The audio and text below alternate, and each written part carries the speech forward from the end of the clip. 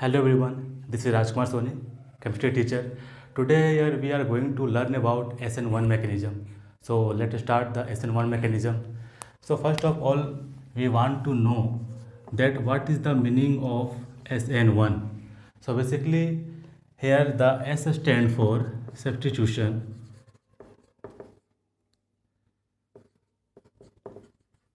N stand for nucleophilic, and numeric 1 stand for unimolecular.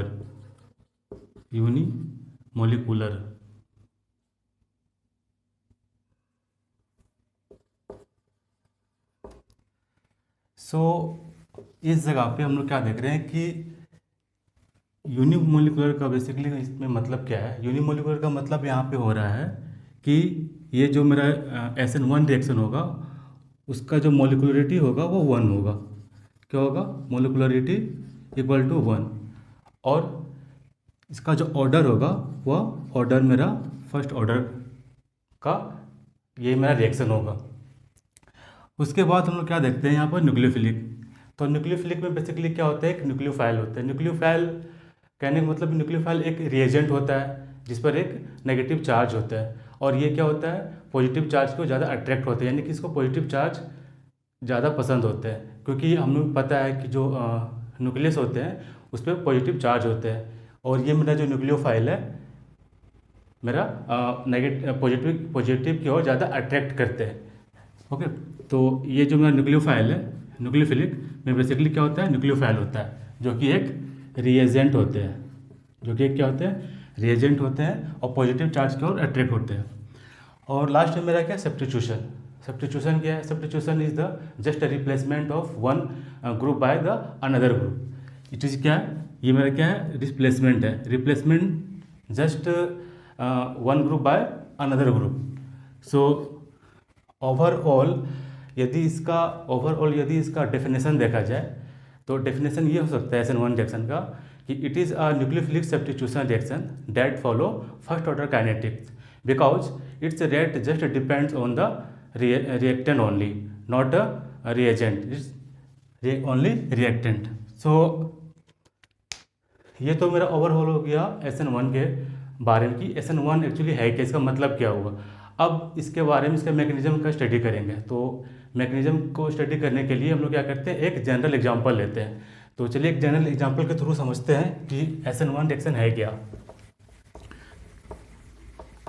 तो एक general example लेते हैं हम लोग, जो कि मेरा एक ऑप्टिकली एक्टिव अल्काइल हैलाइड है।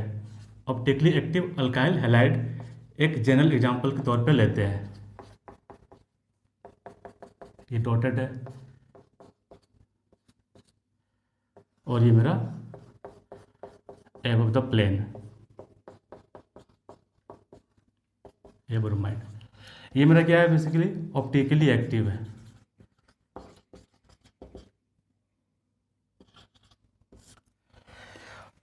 ऑप्टिकली एक्टिव कहने का मतलब क्या है कि ये कंपाउंड क्या होता है, प्लेन ऑफ पोलराइज लाइट पे रोटेट करते हैं। मतलब जब इसके सॉल्यूशन को प्लेन ऑफ पोलराइज लाइट के सामने रखते हैं तो प्लेन ऑफ पोलराइज लाइट जैसे ही इस सॉल्यूशन से गुजरता है, पास होता है, तो या तो plane of polarise light anti clockwise direction में रोटेट कर जाएगा या फिर वह क्लॉकवाइज डायरेक्शन में रोटेट कर जाएगा। तो ऐसे कंपाउंड को हम लोग कहते हैं क्या, ऑप्टिकली एक्टिव, जो कि प्लेन ऑफ पोलराइज लाइट पे रोटेट कर जाए।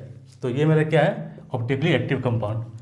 तो इसको क्या करते हैं हम लोग, जब वाटर के साथ ट्रीटमेंट करवाते हैं, यानी वाटर के साथ इसको रिएक्ट करवाते हैं, तो ये जो मेरा स्टेप है मेरा स्लो स्टेप होगा, क्योंकि जब ये वाटर के साथ रिएक्ट करेगा तो वाटर का चूँकि मेरा क्या है, पोलर प्रोटिक सॉल्वेंट है।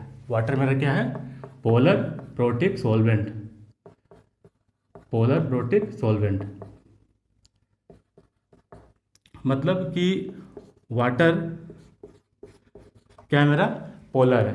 पोलर क्यों है, क्योंकि वाटर के पास मेरा क्या है, एक इलेक्ट्रोनेगेटिव एटम है ऑक्सीजन, और उससे कम इलेक्ट्रोनेगेटिव वाला एक एटम और भी है जो कि है हाइड्रोजन। तो ऑक्सीजन जो कि हाईली इलेक्ट्रोनेगेटिव देन हाइड्रोजन है, तो ये क्या करेगा, हाइड्रोजन के इलेक्ट्रॉन को अपनी तरफ खींचेगा। तो जिसके कारण क्या होता है कि वाटर के पास एक स्लाइटली या पार्सली नेगेटिव चार्ज डेवलप हो जाता है और हाइड्रोजन के पास स्लाइटली पॉजिटिव चार्ज डेवलप हो जाता है। तो ऐसे सॉल्वेंट को हम लोग क्या कहेंगे, पोलर सॉल्वेंट। चूँकि सॉल्वेंट में मेरे दो दो प्रोटॉन्स है, तो इसलिए इस पूरे सॉल्वेंट को यानी वाटर को हम लोग क्या कहेंगे, प्रोटिक पोलर सॉल्वेंट। इसके अलावा और भी बहुत सारे पोलर प्रोटिक सॉल्वेंट हैं, जैसे मेरा है अल्कोहल। ठीक है, अल्कोहल भी मेरा क्या है, प्रोटिक पोलर सॉल्वेंट है। एसिटिक एसिड को भी ले सकते हैं, एसिटिक एसिड भी मेरा क्या है, पोलर प्रोटिक सॉल्वेंट है। तो इन सबों में देखा क्या जाता है कि वाटर का जो डाई इलेक्ट्रिक कॉन्स्टेंट होता है वह और प्रोटिक पोलर सॉल्वेंट के रिस्पेक्ट में काफ़ी अधिक होता है। तो जिस कारण ये क्या करता है कि इस बॉन्ड को आसानी से ब्रेक कर देता है, यानी कि इस कंपाउंड को आसानी से पोलराइज कर देता है। तो ये क्या करेगा, जैसे वाटर के कांटेक्ट में आएगा तो ये क्या करेगा, सबसे पहले कार्बोकैटायन जनरेट कर देगा, एक कार्बोकैटायन बनाएगा और साथ में मेरा Br नेगेटिव, क्योंकि ये साथ साथ चलते हैं। क्योंकि वाटर क्या करता है, इन दोनों को सॉल्वेट करता है, यानी कि वाटर इसके अराउंड में चारों ओर आके इकट्ठे हो जाते हैं। इन दोनों के चारों ओर क्या होते हैं, वाटर इकट्ठे हो जाते हैं। ठीक है, क्योंकि वाटर का मेरे पास क्या है, एक नेगेटिव पार्ट है और एक क्या है मेरा पॉजिटिव पार्ट। तो नेगेटिव पार्ट इससे सॉल्वेट हो जाता है, ओके। और जो मेरा पॉजिटिव पार्ट है यानी कि हाइड्रोजन जो मेरा इससे सॉल्वेट हो जाता है। तो जिसके कारण क्या होता है कि दोनों आयन आसानी से सेपरेट हो जाते हैं सॉल्यूशन में, अलग अलग हो जाते हैं। तो चूंकि हम लोग को पता है कि जैसे ही ये कार्बोकैटायन में जनरेट होता है, इनसे ही कार्बोकैटायन बनता है। तो चूंकि ये क्या है, मेरा टर्सरी कार्बोकैटायन है। चूँकि हम लोग को पता था कि ये मेरा क्या ऑप्टिकली एक्टिव है, और साथ साथ में मेरा ये क्या है, कायरल कार्बन भी है। साथ साथ में मेरा क्या है, कायरल भी है, क्योंकि इस पर 4 डिफरेंट ग्रुप अटैच्ड हैं, इसलिए मेरा क्या है, ये कायरल कार्बन भी है। तो अब यहाँ पर देख रहे हैं कि यहाँ जो मेरा बना है वो 3 डिग्री कार्बोकैटायन बन रहा है, जो कि काफ़ी स्टेबल है और साथ साथ में काफ़ी रिएक्टिव भी है। स्टेबल इन द सेंस क्या है कि स्टेबिलिटी किसकी वजह से आ रही है, स्टेबिलिटी यहाँ पे हाइपर कंजुगेशन की वजह से आ रही है। और यदि इसके जगह पर कोई दूसरा कंपाउंड हो तो हो सकता है कि स्टेबिलिटी रेजोनेंस की वजह से आ जाए, हो सकता है कि स्टेबिलिटी एरोमेटिसिटी की वजह से आ जाए, या फिर stabilisation by non bonded electron, या फिर stabilisation by the bent orbitals. तो इनके वजह से क्या आती है, इसमें स्टेबिलिटी आ जाती है। और साथ साथ में क्या है, ये मेरा ये रिएक्टिव भी है। क्या है, ये मेरा रिएक्टिव भी है। रिएक्टिव इसलिए है क्योंकि ये सबसे पहले ये चार्ज स्पीसीज है, इस पर एक चार्ज है। और दूसरा क्या है कि इस पर मेरा क्या है, इनकम्प्लीट ऑक्टेट भी है,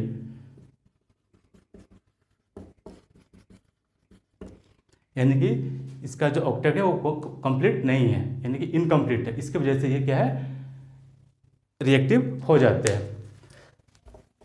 तो यहाँ तक तो मेरा हो गया स्लो स्टेप।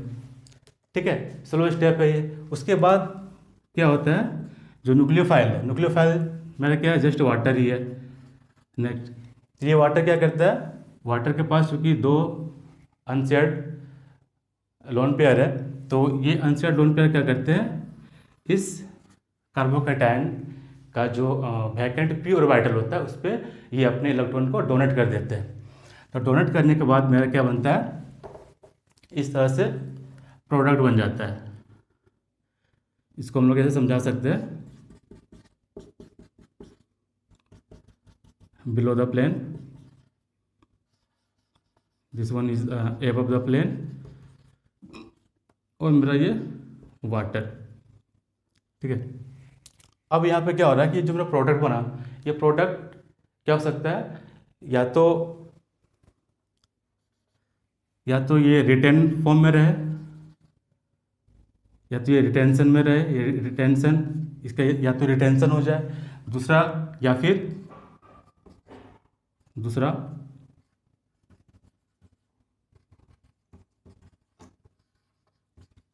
ये इन्वर्ट कर जाए, मीन्स इसके पास जो प्रोडक्ट के फॉर्म में आएगा वो एज ए रेसिविंग मिक्सचर के फॉर्म में आएगा, क्योंकि रेसिविंग मिक्सचर या तो एक एस फॉर्म में हो सकता है या फिर आर फॉर्म में हो सकता है, यानी कि ये एक एनांसियोमेरिक मिक्सचर भी कह सकते हैं इसको।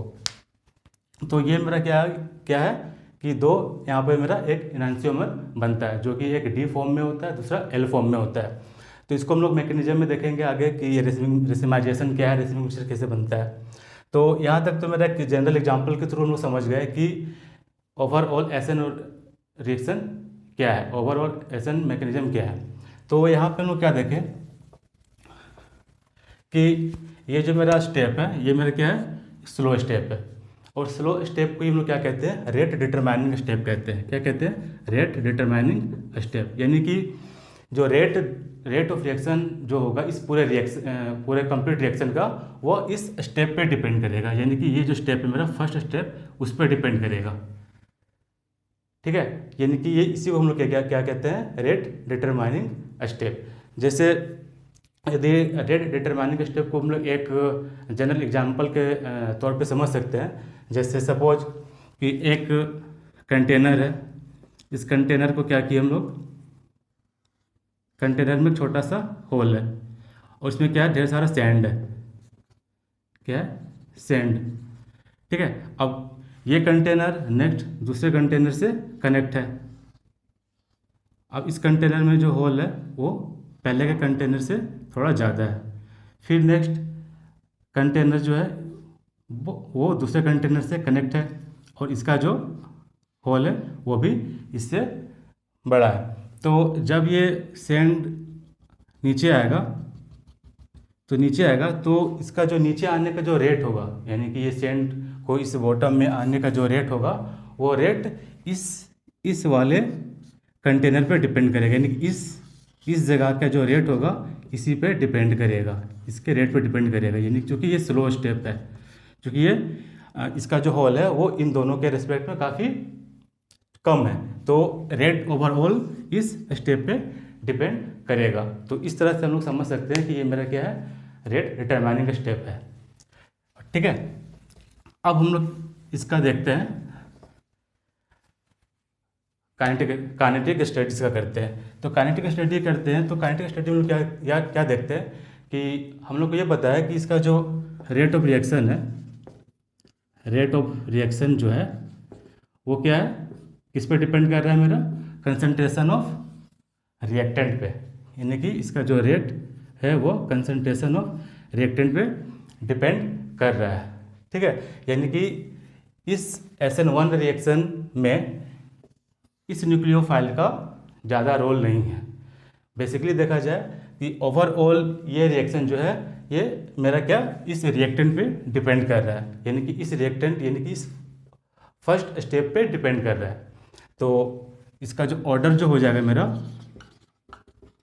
वो हो जाएगा फर्स्ट ऑर्डर, यानी कि इसका जो काइनेटिक होगा वो फर्स्ट ऑर्डर काइनेटिक होगा, क्योंकि इसका जो रेट है जस्ट रिएक्टेंट के कंसंट्रेशन पे डिपेंड कर रहा है, ना कि मेरा इस न्यूक्लियोफाइल पे, ना कि इस मेरा न्यूक्लियोफाइल पे। इसको हम लोग समझ सकते हैं इससे एक एक्सपेरिमेंटल एग्जांपल दे करके कि यदि इस रिएक्शन, सपोज मान लो कि यदि इस रिएक्शन का रेट को यदि हम लोग डबल कर दें, इस रिएक्शन का यदि इस रिएक्शन में जो मेरा रिएक्टेंट है इसके कंसंट्रेशन को यदि हम लोग डबल कर दें, कंसंट्रेशन को यदि डबल कर दें तो रेट डबल हो जाए, यदि तब मेरा क्या हो, रेट डबल हो जाए। तो इस तरह के रिएक्शन को हम लोग क्या कहते हैं, फर्स्ट ऑर्डर काइनेटिक का ये रिएक्शन है।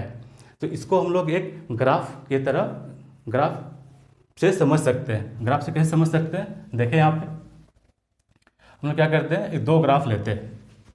ठीक है, दो ग्राफ लेते हैं जो कि rate versus concentration of reactant है। तो इसमें क्या किया गया कि कंसंट्रेशन, इसके कंसंट्रेशन को डबल किया गया।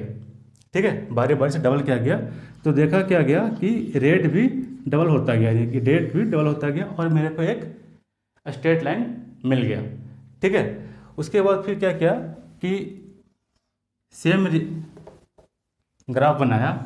नेक्स्ट ग्राफ क्या हुआ, मैंने रेट और जो न्यूक्लियोफाइल है यानी वाटर, इसके रेस्पेक्ट में लिए, इसके वर्सेस में लिया। तो देखा क्या कि जैसे जैसे हम लोग इस न्यूक्लियोफाइल के कंसंट्रेशन को डबल करते गए तो रेट पे कोई इफेक्ट नहीं पड़ा। मतलब कि हम लोगों को एक कांस्टेंट स्ट्रेट लाइन मिला, जो कि यह बताता है कि यह particular reaction concentration of reagent यानी कंसंट्रेशन ऑफ न्यूक्लियोफाइल पे डिपेंड बिल्कुल भी नहीं किया, ये सिर्फ इस रिएक्टेंट पे डिपेंड किया। तो हम लोग कह सकते हैं कि ये मेरा फर्स्ट ऑर्डर काइनेटिक का रिएक्शन है। Got it. अब हम लोग क्या करते हैं, इसका एक मैकेनिज्म देखते हैं कि एक्चुअली में इसका मैकेनिज्म क्या होता है, किस तरह से ये वर्क करता है। तो सेम रिएक्शन को लेते हैं हम लोग यहाँ पे। तो इस रिएक्शन में क्या देख रहे हैं कि 2 स्टेप पे रिएक्शन हो रहा है मेरा। फर्स्ट स्टेप पे क्या हो रहा है कि ये आयोनाइजेशन हो रहा है और मेरा कार्बोकैटायन जनरेट हो रहा है। सेकेंड स्टेप मेरा क्या है, फर्स्ट स्टेप है जो कि न्यूक्लियोफाइल कार्बोकैटायन से रिएक्ट करता है। तो एक्चुअली इसमें होता क्या है, यहाँ तक तो हम लोग को समझ में आ गया कि इसमें हुआ क्या, कि जस्ट ये वाटर है, वाटर क्या किया, इस रिएक्टेंट को आयोनाइज करके 2 आयन्स में बदल दिए। ठीक है, जिसको हम लोग क्या कहते हैं, टाइट आयन पेयर,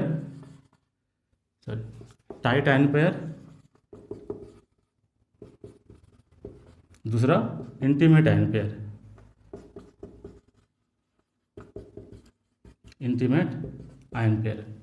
दो आयन पेयर। और सेकेंड स्टेप मेरा क्या होता है, फर्स्ट स्टेप होता है जो कि मेरा प्रोडक्ट देता है। तो एक्चुअली होता क्या है कि ये जो मेरा कार्बोकैटायन जनरेट हुआ, तो कार्बोकैटायन में हम लोग क्या देखें कि इस पर क्या होता है, वैकेंट पी ऑर्बिटल होता है। तो वैकेंट पी ऑर्बिटल होता है तो ये इलेक्ट्रॉन जो है इसके वैकेंट पी ऑर्बिटल पे डोनेट कर देता है।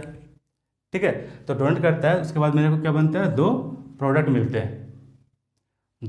मिलते हैं जो कि मिक्सचर के फॉर्म में होते हैं, जिसको हम लोग क्या कहते हैं, रेसिमिक मिक्सचर कहते हैं। ठीक है, रेसिमिक मिक्सचर कहते हैं। तो इस पूरे प्रोसेस को हम लोग एक 3D मॉडल को देख करके समझ सकते हैं। वो क्या है, ये 3D मॉडल देख लेते हैं हम लोग।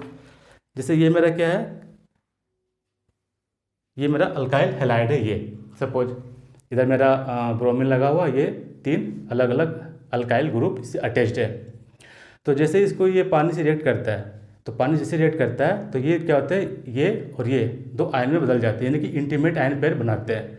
तो एक तो मेरा ब्रोमाइड आयन बना, दूसरा मेरा क्या बना, एक कार्बोकैटायन बना। चूँकि कार्बोकैटायन क्या होता है, मेरा प्लेनर होता है। अभी तो ये मेरा क्या है, एज ए टेट्राहेड्रल दिख रहा है। तो जैसे इससे ये मेरा ब्रोमाइड आयन बाहर निकलता है और 2 आयन में बदलते हैं, तो एक प्लेनर कार्बोकैटायन बनता है। इसको हम लोग ऐसे समझिए, एक मेरा क्या बनता है, प्लेनर। चूँकि ये प्लेन में है, ये मेरा प्लेन में है ना, तो ये मेरा कार्बोकैटायन है जो कि प्लेनर है। अब क्या होता है कि ये जो कार्बोकैटायन है, इस कार्बोकैटायन के ऊपर इधर क्या होता है, वैकेंट पी ऑर्बिटल है। तो वाटर अपना क्या करेगा, इलेक्ट्रॉन पेयर या तो ऊपर से डोनेट करेगा या फिर नीचे से डोनेट करेगा, या फिर इसको ऐसे समझ सकते हैं, या तो इसको यदि प्लेन में यदि है तो या तो इलेक्ट्रॉन एबव द प्लेन आएगा या फिर इलेक्ट्रॉन बिलो द प्लेन आएगा। ठीक है, तो इस तरह से मेरे को क्या बनेगा, 2 मिक्सचर बनेंगे, प्रोडक्ट के 2 मिक्सचर बनेंगे। ठीक है, जो कि आपस में दोनों क्या होगा, एनांसियोमर होंगे। इस मिक्सचर को क्या कहते हैं हम लोग, रेसिमिक मिक्सचर। यदि एक एल फॉर्म में है तो दूसरा डी फॉर्म में होंगे। ठीक है, तो अब जैसे ये मेरा प्रोडक्ट बन गया, 2 अलग अलग, 2 एनांसियोमर मेरे में बन गए, 2 रेसिमिक मिक्सचर बन गए। तो हम लोग शुरू में क्या देखें कि ये जो मेरा रिएक्टेंट था वो ऑप्टिकली एक्टिव था और साथ में मेरा क्या था, कायरल भी था। लेकिन जैसे ये मेरा प्रोडक्ट बनता है तो प्रोडक्ट क्या होता है, मेरा ऑप्टिकली इनएक्टिव हो जाता है। ऑप्टिकली इनएक्टिव इसलिए होता है क्योंकि ये क्या करते हैं, एक्सटर्नल कंपनसेशन के कारण ये इसके जो ऑप्टिकल एक्टिविटी है वो कैंसिल हो जाती है, जिसकी वजह से ये इनएक्टिव हो जाते हैं। मैं कहने का मतलब क्या है कि यदि इस कंपाउंड के सॉल्यूशन को, इस प्रोडक्ट के सॉल्यूशन को यदि प्लेन ऑफ पोलराइज्ड लाइट से गुजारा जाए, सपोज मान लीजिए ये प्लेनो पोलराइज लाइट है और ये मेरा इसमें सॉल्यूशन है। तो प्लेनो पोलराइज लाइट से जैसे इसको पास करवाए, ठीक है, तो ये तो या तो फिर मेरा ऐसे घूम जाए या तो फिर मेरा ये ऐसे घूम जाए, या तो मेरा ये क्या घूम जाए, क्लॉकवाइज घूमे, या फिर मेरा दूसरा एंटी क्लॉकवाइज घूमे। तो जिसके कारण क्या होता है कि आपस में ये कैंसिल हो जाते हैं और फिर मेरा ये जो प्लेन और पोलराइज लाइट है ये मेरा आसानी से बाहर निकल जाता है ऐसा। तो ओवरऑल जो ऑप्टिकली एक्टिविटी जो मिलती है वो इनएक्टिव होता है, ठीक है। यानी कि ये कह सकते हैं कि ये जो मेरा मिक्सचर ऑफ प्रोडक्ट है वो एक्सटर्नल कंपनसेशन के कारण, मतलब कि एक क्लॉकवाइज घूम रहा है दूसरा एंटी क्लॉकवाइज घूम रहा है, जिसको क्या कहते हैं, एक्सटर्नल कंपनसेशन कहते हैं। इसकी वजह से क्या होता है, इसकी जो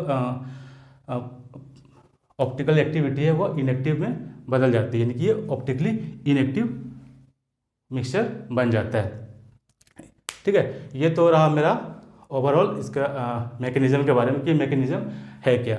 अब थोड़ा सा आगे चलते हैं, इसका एनर्जी प्रोफाइल डायग्राम देखते हैं। एनर्जी प्रोफाइल डायग्राम में हम लोग क्या देखेंगे, एनर्जी प्रोफाइल डायग्राम में यदि चले तो क्या होगा, तो हम लोग क्या देखें कि यहाँ पर तुम्हारा प्रोडक्ट बना, ठीक है। तो इसको ऐसे और समझ सकते हैं, थोड़ा सा और आगे बढ़े। सेकंड स्टेप में क्या किया कि ये मेरा इलेक्ट्रॉन को यहाँ पर डोनेट किया, तो जैसे इलेक्ट्रॉन को डोनेट करेगा ये, तो मेरा कुछ एक इंटरमीडिएट और बनेगा। एक इंटरमीडिएट क्या बनेगा, ये, ठीक है। ये मेरा दूसरा इंटरमीडिएट बना, पहला इंटरमीडिएट तो मेरा ये बन गया, ठीक है। यहाँ पे अब ये इसके पी ऑर्बिटल पे इलेक्ट्रॉन डोनेट किया, करने के बाद मेरा दूसरा इंटरमीडिएट ये बना। अब क्या होता है, इसके बाद फाइनली जो मेरा वाटर है, फाइनली क्या है, जो मेरा वाटर है जो कि एक बोस्टन बेस भी है, तो ये बेस क्या करेगा, ये प्रोटॉन को एब्स्ट्रैक्ट कर लेगा, प्रोटॉन को एब्स्ट्रैक्ट करेगा, जिसके चलते ये मेरा क्या बन जाएगा, दो प्रोडक्ट बनेगा और साथ ही मेरा क्या बनेगा, हाइड्रोजनियम आयन बनकर बाहर निकल जाएगा। तो ये था मेरा क्या, स्टेप बाय स्टेप रिएक्शन। यानी कि कह सकते हैं कि जो फर्स्ट स्टेप है इसको हम लोग ऐसे समझे कि जो मेरा फर्स्ट स्टेप है, यहाँ लिखते हैं, ये मेरा जो फर्स्ट स्टेप है स्टेप वन, स्टेप वन में क्या हुआ, generation of carbocation. Step one is the generation of carbocation या formation of carbocation, formation of carbocation हो गया। और दूसरा स्टेप में क्या हुआ मेरा, स्टेप टू यदि देखें तो स्टेप टू पे क्या हुआ, न्यूक्लियोफाइल अटैक किया, मतलब लिख सकते हैं न्यूक्लियोफाइल अटैक ऑन कार्बोकेटायन। ये दो स्टेप हो गया। और फाइनली जो मेरा तीसरा स्टेप है, ये तीसरा स्टेप क्या कहलाता है, तीसरा स्टेप जो है स्टेप थ्री में मेरा क्या हो रहा है, जस्ट डीप्रोटोनेशन हो रहा है। क्या हो रहा है मेरा, deprotonation, deprotonation and product formation.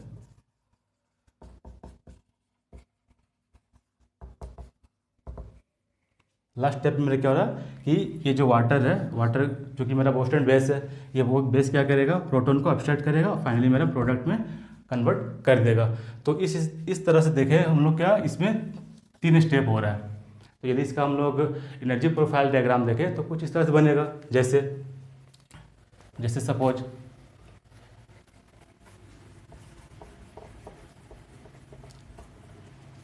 यदि एनर्जी प्रोफाइल डायग्राम देखें तो कुछ इससे बनेगा, ये मेरा डेल्टा जी और इधर मेरा क्या है, प्रोग्रेस ऑफ रिएक्शन।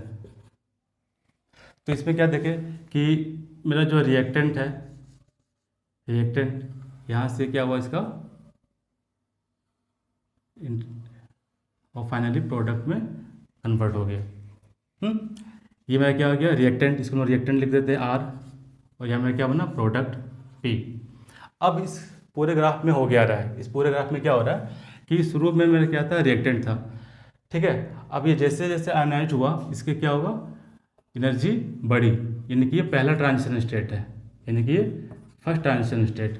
तो फर्स्ट ट्रांजिशन स्टेट चूँकि इसकी एनर्जी काफ़ी हाई है, ये तुरंत क्या करेगा, अपना एनर्जी को रिलीज करेगा, और उसके बाद मेरा क्या बन जाएगा, फर्स्ट रिएक्शन इंटरमीडिएट, जो कि कार्बोकेटाइन।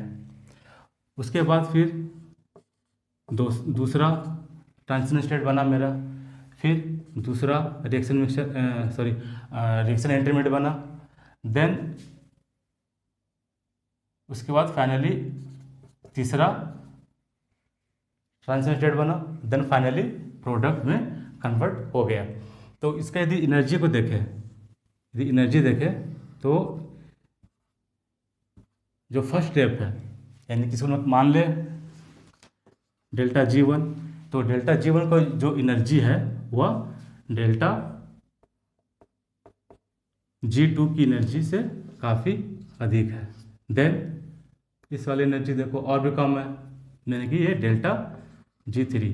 तो हम लोग कह सकते हैं कि जो डेल्टा G1 है वह मेरा क्या है, स्लो स्टेप है, ये मेरा क्या है, स्लो स्टेप है, क्योंकि इसकी एनर्जी क्या है, सबसे अधिक है, इसलिए डेल्टा G1 मेरा क्या है, स्लो स्टेप है। यानी कि ये मेरा क्या था, ओवरऑल एनर्जी प्रोफाइल डायग्राम में क्या चीज़ क्या हुआ, ठीक है। अब हम लोग बात करते हैं कि reactivity of alkyl halide in SN1 mechanism, ठीक है। तो यदि रिएक्टिविटी की बात करें तो रिएक्टिविटी हम लोग देख ले, क्या रिएक्टिविटी की यदि बात करते हैं तो यदि रिएक्टिविटी की बात करें तो मेरा क्या होता है, 3 degree alkyl halide is more reactive than 2 degree than 1 degree because it form the more stable carbocation or more reactive carbocation than 2 degree alkyl halide than 1 degree alkyl halide, ठीक है। तो ये ओवरऑल मेरा जो SN1 रिएक्शन है वह मेरा alkyl halide के रिएक्टिविटी पे डिपेंड कर रहा है, यानी कि कार्बोकेटाइन की स्टेबिलिटी पे डिपेंड करता है, इसलिए यह फर्स्ट ऑर्डर काइनेटिक होता है, इसलिए इसको हम लोग क्या कहते हैं, unimolecular substitution, nucleophilic substitution reaction. So ये तो रहा मेरा ओवरऑल SN1 रिएक्शन के बारे में। तो दैट्स इट, थैंक यू।